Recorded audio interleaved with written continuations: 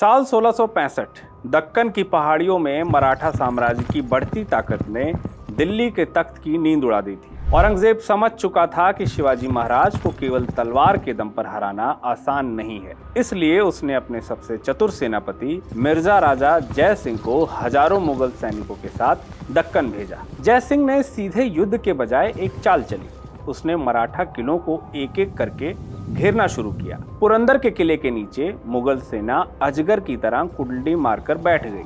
दूसरी ओर छत्रपति शिवाजी महाराज समझ चुके थे कि ये लड़ाई केवल शौर्य से नहीं जीती जा सकती। जब जीत नामुमकिन लगे और हार स्वीकार न हो, तब तलवार नहीं कूटनीति काम आती है। यहीं से जन्म हुआ पुरंदर की संधि का। इस संधि के तहत शिवाजी महाराज को अपने 23 महत्वपूर्ण किले मुगलों को सौंपने पड़े। इन्हीं किलों में से एक था लोहगढ़। लेकिन ये कहानी हार पर खत्म नहीं होती। संधि के बाद आगरा में औरंगजेब ने छल से शिवाजी महाराज को कैद कर लिया, लेकिन शेर को पिंजरे में रखना मुमकिन कहाँ था। महाराज आगरा से निकले और लौटते ही एक एक कर अपने किले वापस लेने के अभियान में जुट गए। फरवरी 1670 तानाजी मालसुरे ने कोंढाणा पर अपना खून बहाकर भगवा लहरा दिया। इस जीत ने मराठों में नया जोश भर दिया था। उस जीत ने मराठा साम्राज्य में नई जान फूंक दी। अगला लक्ष्य था दक्कन के बिजनेस रूट पर नजर रखने वाला बेहद अहम लोहगढ़ का किला। इस जिम्मेदारी के लिए शिवाजी महाराज ने अपने सबसे भरोसेमंद कमांडर मोरोपंत त्र्यंबक पिंगले को चुना। मई 1670 की तपती दोपहर मराठा सेना ने लोहगढ़ को चारों तरफ से घेर लिया। मराठा सैनिकों ने मुगलों की डिफेंसिव लाइंस पर ऐसा भयंकर हमला बोला कि मुगलों के पैर उखड़ गए। तलवारों की खनक और हर हर महादेव के नारों से पूरा पहाड़ गूंज उठा।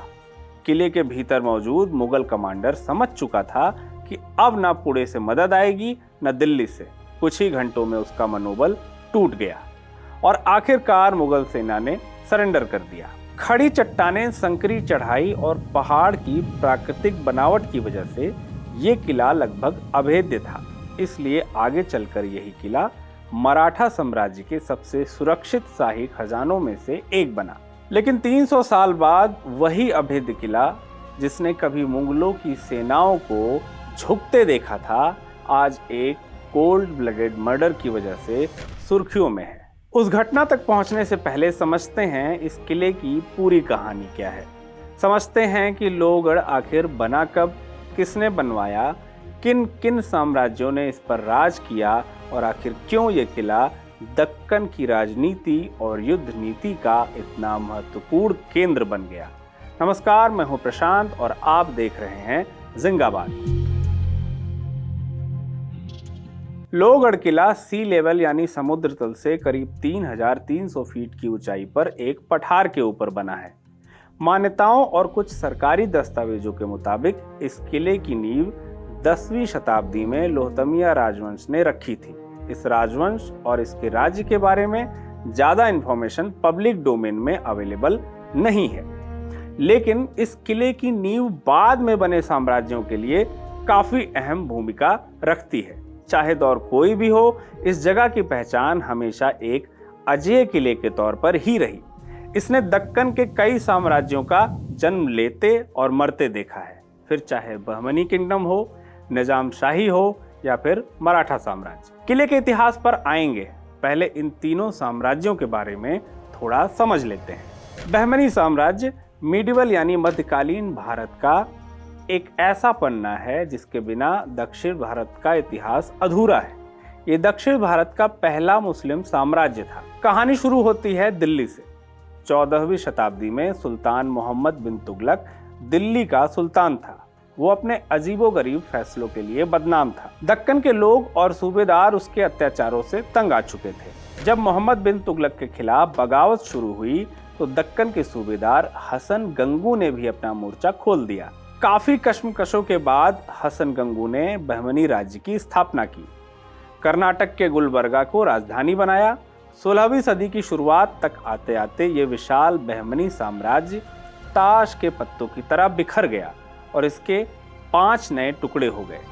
बीजापुर, अहमदनगर, गोलकुंडा, बरार, बीदर।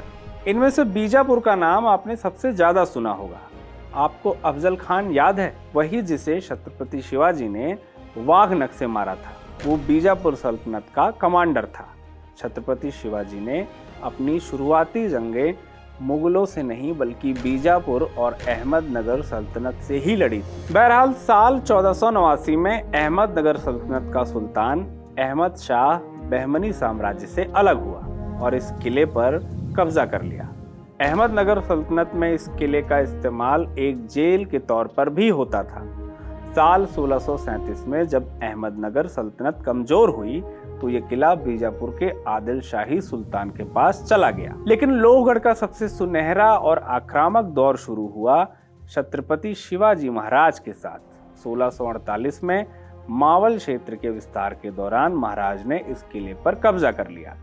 लेकिन साल 1665 में औरंगजेब के सेनापति मिर्जा राजा जय सिंह ने जब पुरंदर को घेरा तो महाराज को पुरंदर की संधि में लोहगढ़ के साथ साथ 23 और किले मुगलों को सौंपने पड़े।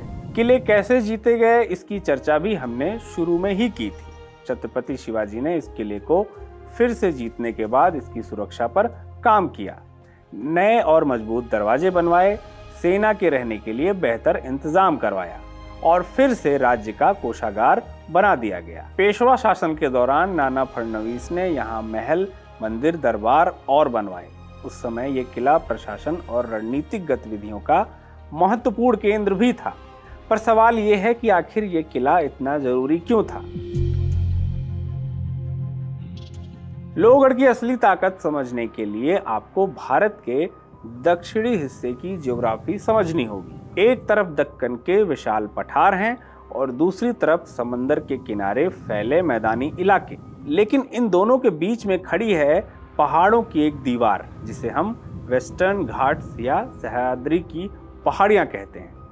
गुजरात की सीमाओं से शुरू होकर केरल के छोर तक जाने वाली ये पहाड़ियां किसी दीवार की तरह सीना ताने खड़ी हैं। अब ज्यादातर ट्रेड समुद्र के रास्तों से होता था, लेकिन दक्कन के भीतरी इलाकों से माल को समंदर किनारे तक ले जाना या जहाजों से उतरे कीमती सामान को देश के भीतर पहुंचाना तब नामुमकिन हो जाता है अगर इन पहाड़ियों से चढ़कर उस पार से उस पार जाना पड़ता। लेकिन कुदरत ने हमें इस समस्या से बचा लिया। गुजरात से केरल के बीच 3 ऐसी जगहें हैं जहां इन पहाड़ियों की चेन ब्रेक हो जाती है। उस जगह गैप बनते हैं जहां से आसानी से ट्रैवल किया जा सकता है। इन्हीं 3 में से एक है भोर घाट, जो पुणे और मुंबई को जोड़ता है। पुराने जमाने में पुणे को भरूच, सपोल जैसे हजारों साल पुराने बंदरगाहों से भी जोड़ता था। अब आप समझ सकते हैं कि क्यों मुगलों से लेकर दक्कन की आदिल शाही और खुद छत्रपति शिवाजी महाराज इस किले के पीछे पड़े थे। इसके भी 2 सबसे बड़े कारण थे। पहला, टैक्स का अंतहीन जरिया।